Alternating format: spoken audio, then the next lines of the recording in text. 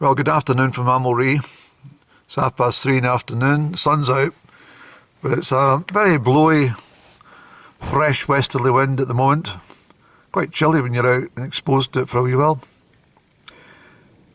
Today I've decided to call this vlog Miserable Pastas. But no, I'm not going to talk about tagliatelle or spaghetti or anything like that, or any of the favoured Italian dishes. I'm going to talk about people who employ you for work and pay you a pittance, without naming too many names, of course. So I don't want any litigation here. But although these stories are true, so I won't go into depth with too many. But I'm actually going to give a couple of names, because I decided that they're so long ago. There's a good chance they're not with us anymore anyway.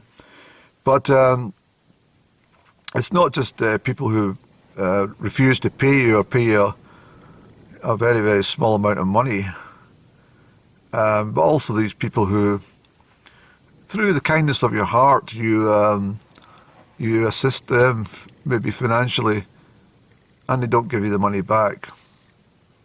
I find that particularly disturbing. The fact that somebody could take something, have no gratitude whatsoever, and not return what's owed. I think it's appalling. But I suppose we've all, for one reason or another, we've all been in a similar situation. I'm quite sure that I think there is a difference between when you just can't afford, or perhaps the situation is it's maybe just a situation where there was no intention of paying back. It's like council tax. If you can't make the payment on council tax, they send you a reminder and another reminder, and then become more threatening. And then they send people like sheriff officers to your door, and pop letters through your letterbox. And if things get really bad, they take you to court, and they steal your wages, they freeze your bank account, that type of thing. So people who give money to individuals to maybe assist them, they don't have those sort of powers, unless, of course, it's a high value sum of money, and it's there's been legal documents drawn up in the process and signed by both parties and witnessed, perhaps with a lawyer present. Then there's maybe a chance of getting the money back. But if it's just based on trust, I think that's really quite appalling. But that's one aspect of what I'm talking about today, these miserable pastas. But I've worked with lots of individuals in different areas of life, all different, a jack of all trades, let's put it that way. Although I don't consider myself to be jack-like, or I don't really consider these professions to be trades either.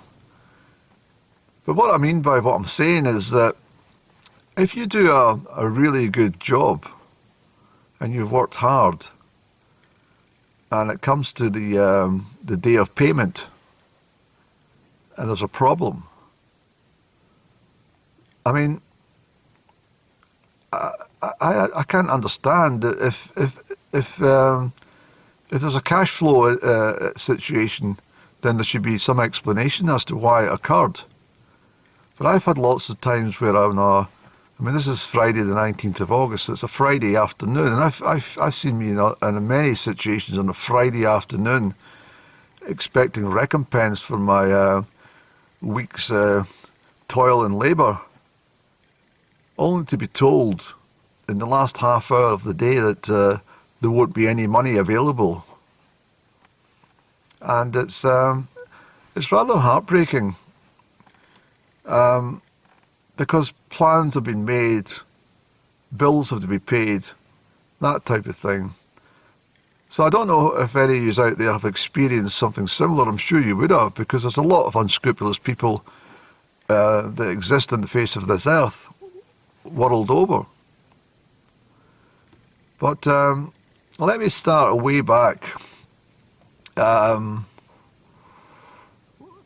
Way back in the midst of time as far as I'm concerned. And I'm just a young boy, let me think of it, maybe 9 or 10 year old at the time. Yeah, I'd be probably 9-year-old. And I was, in fact, I was actually younger than 9. I was only 8-year-old. And a way of earning a little bit of income during the summer holidays was at the local golf course, the local golf club. You could turn up as a kid and just ask any of the individuals who were about to start their game of golf, 18 holes of golfing, if they would like somebody to carry their luggage. The luggage being, of course, their golf bag with all the clubs inside it, and the golf balls and all the paraphernalia that they carry. It's called caddying. That's the official name for it, caddying. So you would ask, would you like me to caddy for you? And normally they would say, no, you're all right. But on occasion, somebody would say yes. And when you completed the 18-hole circuit, which was bloody horrible and awful, especially if you're not a golf enthusiast, all this drama over hitting a ball and all this mucking around at the greens, measuring up with a golf club distance and from the pin, the flag, the hole. It was just really quite odd kind of things to do, and it wasn't just one individual; they all seemed to do it. So I think if you're become a golfer, you've got to go through this kind of act of measuring. I mean, that's what you're given feet for.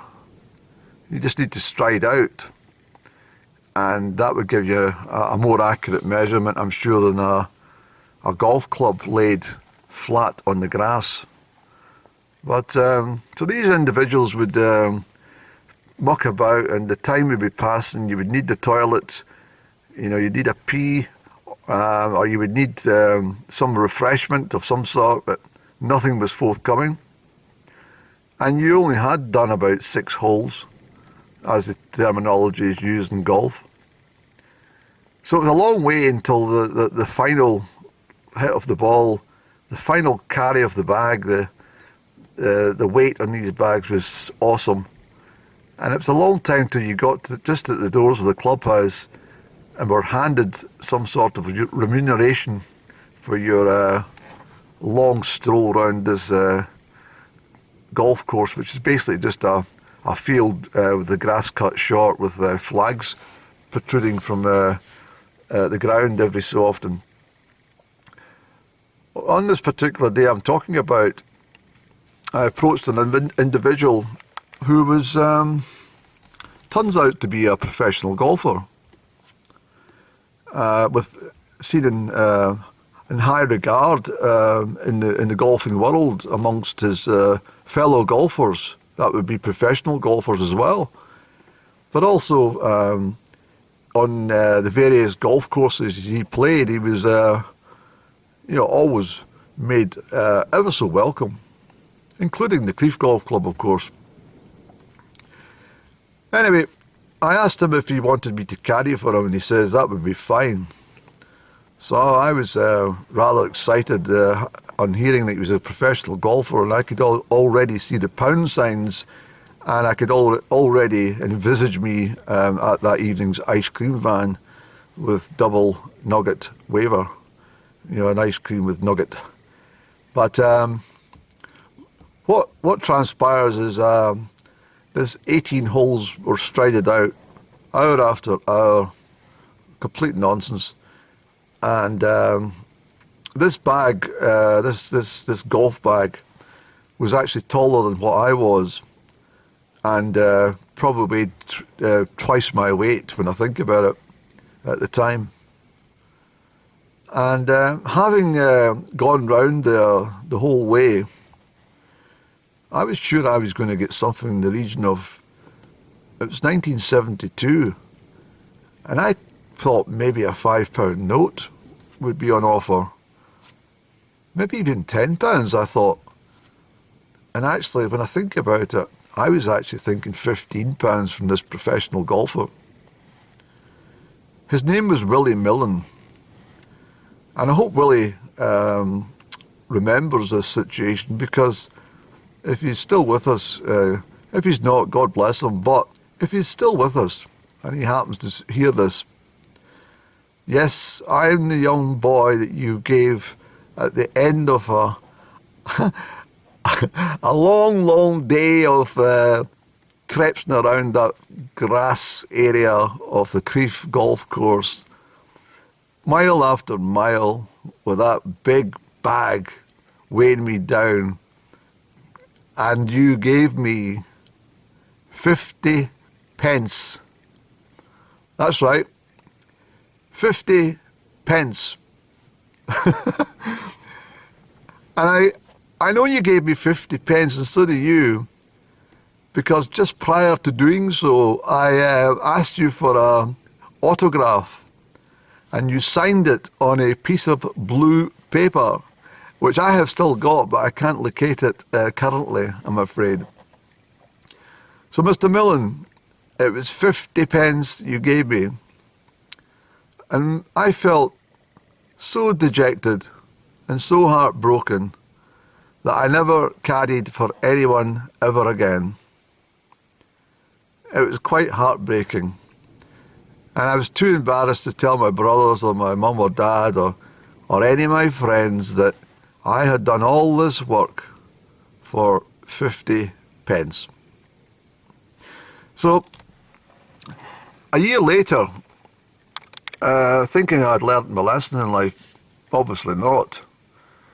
But being an ultra optimist, as I still am, I was offered work through one of my grandmothers who cleaned this lady's house. She was, I think she was an ex-school teacher, and she was of the, let's just say, the old brigade. She was very stern. And I found her house quite fascinating, actually. I found her hallway most intriguing. It was very, very, very old and very mysterious. But Mrs. Watson and I, well, my grandmother had said to me that Mrs. Watson's looking for you to go down and do her garden. And I agreed to do this on Saturday mornings. And if it all went well, I would be prepared to help out during the Easter holidays. So it was the Saturday morning. I was down on the agreed time, and I worked away, and I worked in the garden. And she says, "You've done a really good job," but not in a nice way. It was almost like she expected a good job. But when I told my gran that she hadn't paid me, my gran really kind of brushed it off and said, "Well, she will pay you. She probably expecting you to work the Easter holidays." I said, "That's probably correct." So I was down in Easter holidays, and I have to think of it must have been 19. I can remember the song "Hollies, the Air I Breathe," and I can remember Rock and Roll Lady by Shawari Wari for some reason of that era. So I think it was 73, maybe 74 now when I think about it. Nevertheless, when I went down in the Easter holidays and attacked loads of brambles and deep undergrowth and all manner of things in a wild garden, I'd done a really good job because well, I'm just a conscientious type of worker. And I believe she came out with a glass of orange juice. Do you know orange juice that they used to advertise for Wimbledon? And they turned, in the advert, they turned, well, in Wimbledon they had to turn away the label. And it was called Robinson's, actually. Robinson's barley water and orange stuff. And it was quite pathetic because none of these tennis players would have ever, touched it because it wasn't very good. And but tennis in the 70s would have been incomplete unless you had a glass of Robinson's barley water by your side. So anyway, I'm down. She come out with this orangey, this Robinson's orange stuff, not barley water, but orange filled with water, quite diluted when I think about it. And she said to me, "You've done a great job, and I very much appreciate all that you've done. Take this, and we might get you back later in the year." And she handed me 2 10-pences. She handed me 2 10-pences in my small palm of my hand. And I can remember feeling this sensation come all over me. That feeling again that, when somebody you really are hit on tells you they don't want to see you anymore, that kind of feeling. I'm talking about a female. But when I got that 20, and that goes, but it doesn't matter if that's the first female you've been told not to ever see again or the last, it doesn't matter. The feeling is just exactly the same throughout. But I think the feeling, the stronger the feelings you have for the person, obviously the deeper the emotion attached. But so I remember my eyes filling up with tears and being a young boy, but being so brave and courageous, not allowing this woman to see me upset. And I can still feel those 2 10-pences together in the palm of my left hand. And she said, "Thank you," and off you scoot. Off you scoot, which I did. And to leave the property, obviously, you had to go through our hallway. So I had one last look at our fabulous hallway. And when I went to my gran's in tears, she said, "Whatever's the matter with you, Andrew?" I said, "Mrs. Watson's paid me." "Oh, good. How much did she give you?" 20 pence. Oh, my granny was absolutely heartbroken for me. She was in absolute rage. And she says, "You better get back down there and say to that woman that 20 pence is not enough for all that work. And don't tell your mum. Don't tell your mother." Well, that was definitely going to be a no-no because my mum would have went down there and demanded all sorts from this woman. So the truth of the matter was I had to go back down to the Mrs. Watson's house. Not to be confused with another Mrs. Watson who lived nearby, but this old school teacher with a wizen face and one of those hairnets that the old ladies seem to wear often, even in the daytime. She had one of those over her grey hair. But anyway, I went down and I tapped on the door, and she opened the door, and I just said that I've been talking to my granny and we've both decided you've not paid enough. And that was quite a brave thing to do. And Mrs. Watson looked at me. She said, come inside. And she went to this drawer, and I can still see that green pound note. A clean green pound note. And she handed that to me, and she said, are you happy now? And of course I nodded my head, but still realising that that was not even near the value of my work. So people who do this, they don't seem to understand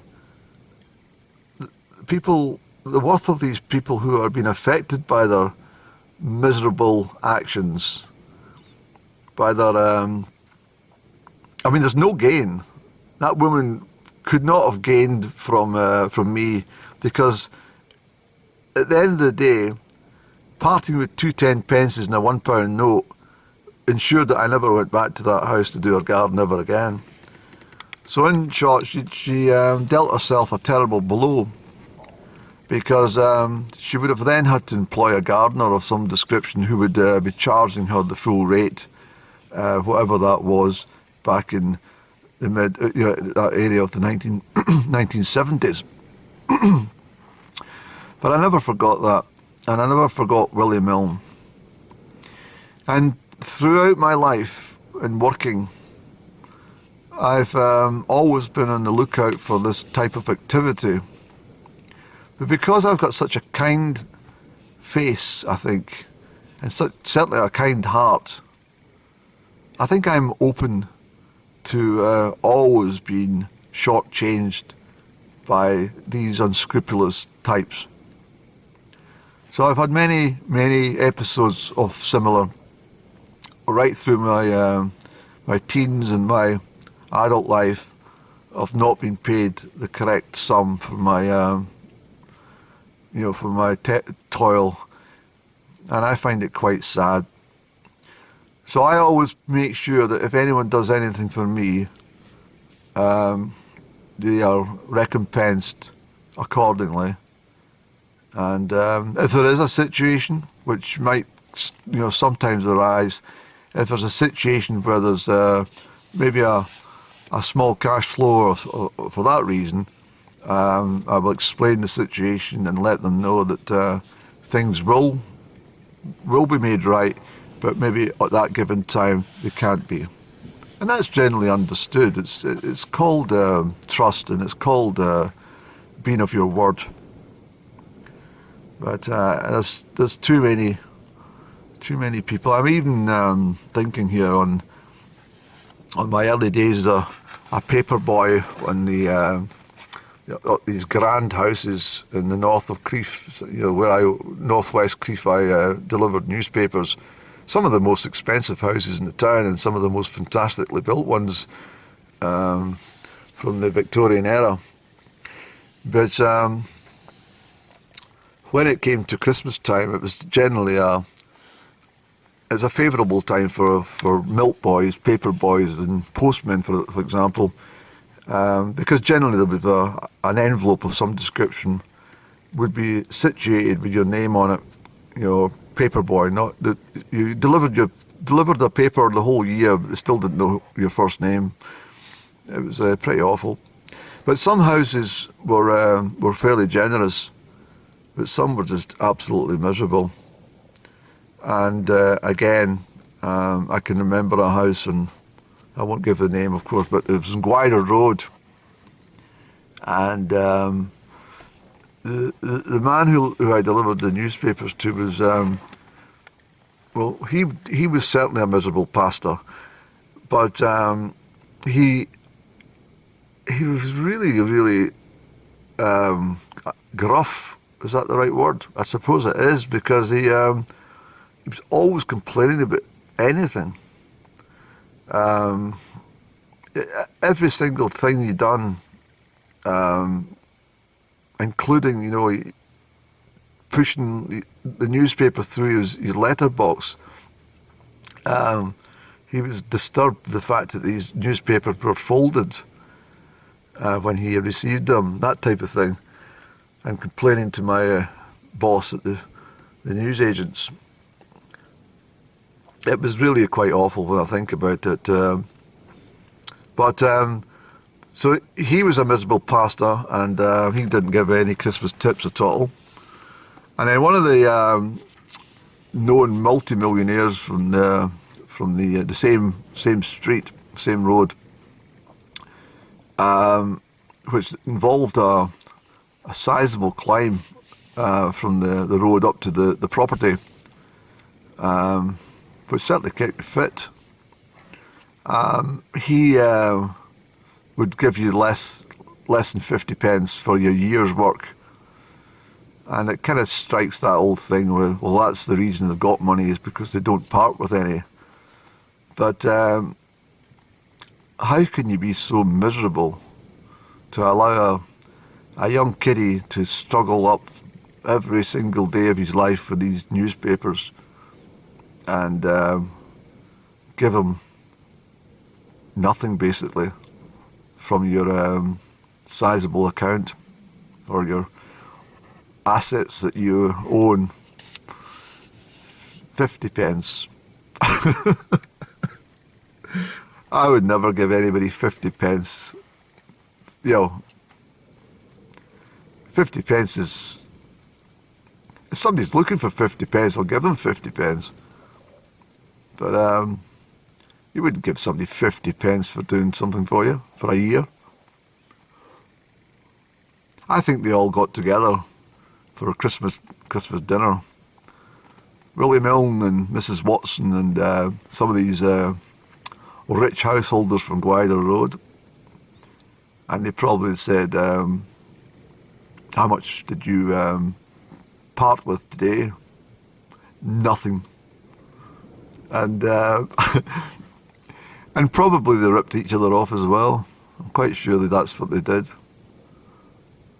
I'm sure Mrs. Watson never paid for the lunch anyway, or the dinner. Yeah, she probably got a freebie. But anyway, that's my story about miserable pastors. And we've all met them. But yeah, it's not good at all. Yeah. If people demonstrated the same levels of gratitude and kindness that on what they received, and returned that, life would be much better for everyone. But so many people are always on the take. Me, and always wanting more, and always complaining about something. But yeah.